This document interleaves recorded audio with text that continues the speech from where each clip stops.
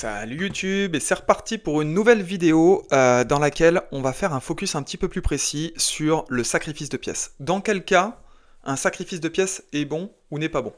Bon, alors très simplement déjà pour répondre à cette question, si tu vois un sacrifice de pièces et que tu vois immédiatement que tu vas récupérer du matériel avec une bonne position derrière, tu peux y aller, il n'y a pas de souci. Maintenant, le cas un petit peu plus sioux, c'est lorsque tu vois qu'il y a un sacrifice de pièces qui est à faire, mais que tu vois pas derrière directement de gain. Qu'est-ce que tu fais à ce moment-là? Est-ce que tu y vas ou est-ce que tu y vas pas? T'as beau calculer, hein, tu vas calculer à 3 coups, 4 coups, mais peut-être après il y a trop de variantes possibles, c'est compliqué.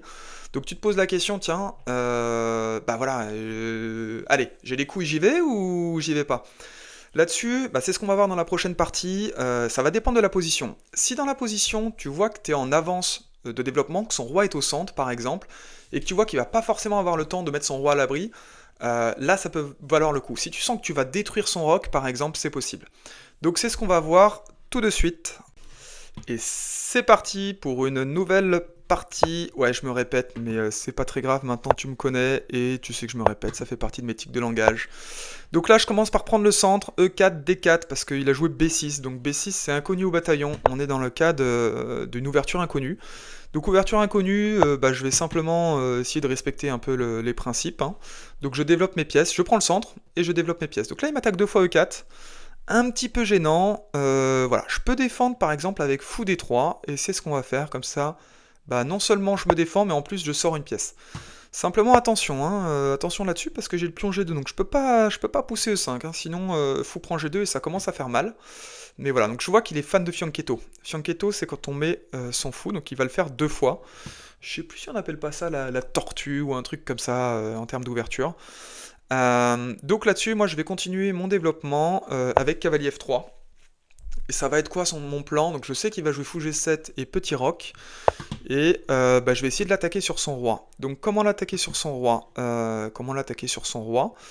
Et bah en fait je vais faire un coup, je vais faire un truc de roc opposé. Les rocs opposés, souvent c'est des structures où on a vraiment de l'attaque.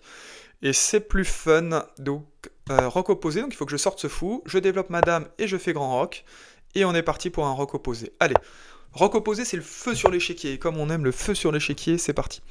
Donc là, je sais pas pourquoi il joue D6 et cavalier E7, cavalier D7, c'est marrant parce que ses premiers coups semblaient indiquer quand même plutôt des bons coups. Et là, plutôt que de terminer proprement son développement en mettant son roi à l'abri et en faisant petit roc, il a choisi de faire ça. Donc c'est un petit peu obscur pour moi. Bah, je vais essayer d'en profiter. Donc je vais tout de suite jouer grand roc.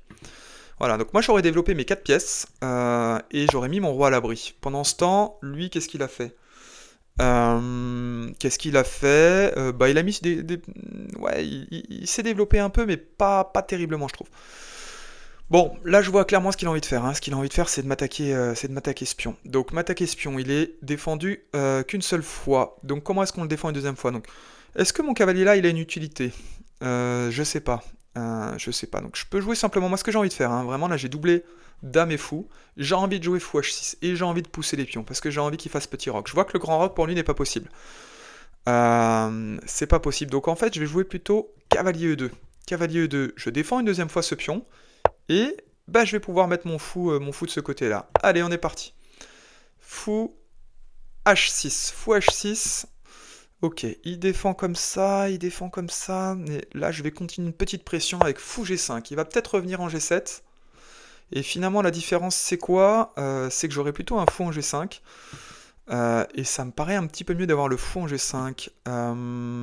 Est-ce que c'est vraiment mieux d'ailleurs? Pas sûr.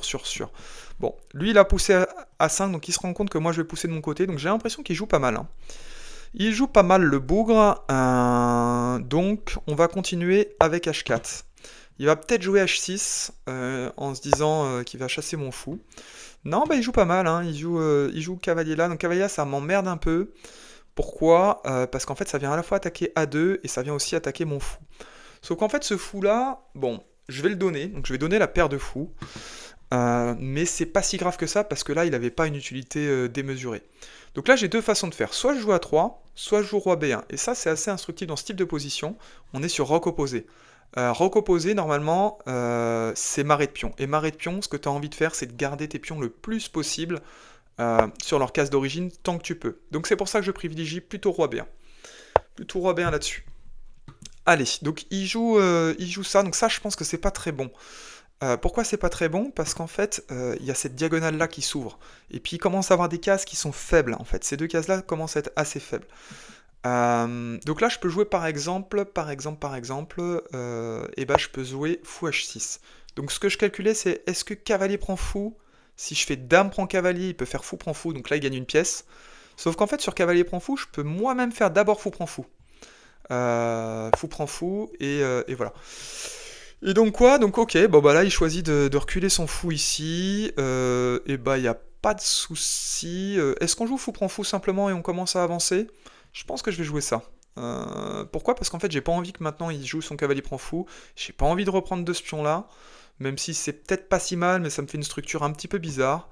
Donc je sais pas trop, donc allez, on est parti là-dessus, on joue simple. Échec simple, on pousse ses pions. Donc on pousse ses pions, maintenant, ok, il se défend de cette façon-là. Donc là, ce que je vois, c'est que donc, il a une bonne structure de pion, mais il est très faible sur les cases blanches. Donc comme il est très faible sur les cases blanches, eh ben, je vais essayer de garder mon fou de case blanche, si je peux. Donc est-ce que je peux garder mon fou de case blanche? Bah je peux pas. Je peux pas, mais par contre je vois il a du retard de développement, hein. Donc là ce que je me dis c'est est-ce qu'un sacrifice en G5, et puis de toute façon on est là pour jouer le feu, hein. Est-ce qu'un un cavalier en G5 ça marche ou pas? Parce que cavalier prend G5, pion prend cavalier, dame prend pion, donc il a son roi qui est un petit peu à l'air, hein. Il va vouloir roquer. Sauf qu'en fait pour roquer il faut qu'il fasse quoi? Donc il faut qu'il ait le temps de jouer dame D7. Donc, je sens qu'il jouera dame D7. Sauf que là-dessus j'ai peut-être dame G7. Dame G7, j'attaque sa tour. Comment il fait déjà pour la défendre, sa tour? Et bah je crois qu'il la défend pas. Donc on va le tenter ça. Donc c'est un calcul un peu approximatif, mais on est sur une partie rapide. Et puis surtout, on est là pour jouer le feu sur l'échiquier, parce que je pense que c'est ça qui te fait kiffer. Donc je sacrifie une pièce. Et pourquoi est-ce que, a priori, je pense que c'est bon de sacrifier une pièce? Je pense que c'est bon parce qu'en fait, il a du retard de développement. Son cavalier est sur une case bizarre en F8, d'ailleurs, c'est super rare d'avoir un cavalier sur la case du... C'est normalement la case du fou. Il a son roi qui est pas prêt de roquer tout de suite, et donc j'essaie au maximum de profiter de ce retard de développement. Donc là, j'ai quand même vraiment l'impression qu'un dame G7, il faut qu'il joue hyper précis. Il faut qu'il arrive vraiment à trouver le coup qui lui permet d'éviter les problèmes. Donc je sais pas trop ce qu'il peut jouer. Est-ce qu'il peut jouer comme ça? Donc voilà. Là, dame D7, c'était ce que j'avais dit tout à l'heure. Et sur dame D7, pour moi, j'ai dame G7. Je vais refaire un petit calcul. Donc là, il a qu'une seule envie, hein, évidemment, c'est de faire un grand roc. S'il fait un grand roc et que je joue ensuite dame G7, et ben il a tranquillement cavalier E6 et sa tour sera défendue par son autre tour une fois qu'il aura fait le grand roc. Donc j'ai pas le temps de lui laisser faire ça, donc je joue dame G7. Donc c'était ce qu'on avait vu tout à l'heure. Qui paraissait plutôt sympa. Et là-dessus, et bah comment est-ce qu'il fait pour défendre sa tour? Il peut pas venir en G8, il peut pas sortir le cavalier ici parce que sinon, bah je prends son cavalier. Donc ok, le seul coup faisable, c'est de faire ce qu'il vient de faire à l'instant, c'est de faire le grand roc. Donc s'il fait le grand roc, il y a une tour en prise, et bah je prends sa tour. Donc là maintenant il va vouloir sortir son cavalier, mais j'ai le temps, moi, de ressortir ma dame à nouveau. Bon, là, qu'est-ce qu'il fait? Donc il met une dame en G4, c'est bien joué hein, ça à nouveau, hein. C'est plutôt bien joué, parce qu'en fait sa dame en G4, elle vient taper la case G2, et aussi, et ben en fait, j'ai de moins en moins de cases pour ma propre dame en fait. Là, si on regarde, j'ai quoi comme case pour ma dame? Bah en fait, ma dame n'a plus aucune case, donc ça c'est super gênant. Au passage, il vient m'attaquer G2, donc ça c'est vraiment un bon coup. Donc ça mérite un tout petit peu de temps de réflexion, parce que j'ai pas envie de me faire piner. J'ai pas envie de me faire piner. Le seul truc, c'est qu'en fait, pour attaquer ma dame, avec sa tour, il faudrait qu'il bouge le cavalier. Et s'il bouge le cavalier, à ce moment-là, il y a le pion qui est en prise. Donc en fait, j'ai peut-être un coup assez simple à jouer, qui serait quoi? Qui serait... j'ai pas envie hein, qu'il vienne prendre G2 ici. Et là, il menace quand même un truc, attention, il menace cavalier prend fou. Parce que sur cavalier prend fou, ensuite, mon cavalier ne serait plus défendu. Eh, donc c'est un bon coup hein, ce qu'il vient de jouer. Et puis au passage, il menace E4 aussi. Donc il faut que je me défende. Allez, on se défend, on va jouer cavalier C3. Donc cavalier C3, je vais laisser G2. Mais bah, écoute, il a joué un bon coup. Hein, il a joué un bon coup. Ça, je peux pas lui enlever ça. Donc il mérite de prendre un pion. Est-ce que c'est grave finalement ce pion? Eh bah je sais pas, parce qu'en fait, lui ce qu'il a envie maintenant, je vois hein, évidemment, c'est de prendre cet autre pion. Donc si je joue tour G1 et qui joue dame prend F2 et que je joue ensuite dame F1, tour F1 pardon, je vais faire un alignement avec son cavalier derrière. Et en fait, je pense qu'il aura pas de case, on va voir ça. Tour G1, dame prend F2, tour F1, et là, mec, comment tu défends? Comment tu défends ton cavalier là-bas? Montre-moi. Montre-moi. Alors, peut-être que là, tu as un coup intermédios. Ouais. Donc ça, c'est pas bête, hein, cette façon de défendre. Pourquoi? Parce qu'en fait, je peux pas faire tour prend cavalier. Si je fais tour prend cavalier, qu'est-ce qui se passe? Si je fais tour prend cavalier, et ben lui, il me fait dame prend tour et quasiment échec et mat. Donc, c'est pas le bon plan. Mais j'ai un autre bon plan, parce qu'il faut toujours avoir un petit truc dans la manette. C'est quoi? C'est de jouer d'abord tour G8. Ce que j'étais en train de calculer, c'est que s'il fait cavalier prend fou, qu'est-ce qui se passe? Je peux pas reprendre du pion. Si je reprends du pion, il fait dame prend. Et là, je perds ma tour derrière. Sauf que, sympa, c'est qu'entre temps, j'avais un tour prend cavalier. Bon, on sera pas allé dans cette variante, mais c'était une variante plutôt sympa. Bon, bah là il y a un cavalier en prise, le cavalier en prise, on le prend, et donc là il est un peu obligé de reprendre, hein, sinon je fais tour prend tour, échec et mat, et on va le mater, hein, on va le mater simplement. Donc là ce que je calcule, c'est est-ce que je reprends de la dame, ou est-ce que je reprends de la tour? Si je reprends de la dame, je vois qu'il va venir en D7, et en D7, est-ce que je vais pouvoir le mater? Bah peut-être pas si simplement que ça, donc très attention, parce que si je reprends de la tour sur échec, qu'est-ce qu'il peut jouer en fait? Il peut jouer roi D7, mais attention parce qu'il menace un dame G1 chez qui est mat. Donc il faut absolument que je le mate. Donc là, il faut être précis dans le calcul. Il faut être précis dans le calcul. Alors, la précision dans le calcul, elle est toute conne. C'est qu'en fait, sur tour prend tour échec, je le mets en échec, et en fait, il a sa dame qui est en prise. Et ce que je me demande, c'est depuis combien de temps sa dame est en prise? On va revenir en arrière. Sa dame était déjà en prise. Et ouais, je viens de rater la prise d'une dame en 1. Mais c'est pas grave, lui ne l'a pas vu. Allez, tu sais quoi, on va faire comme si on l'avait pas vu. C'est ça la grande classe, c'est qu'on prend pas sa dame. Sa dame est en prise, mais on la prend pas. Pourquoi?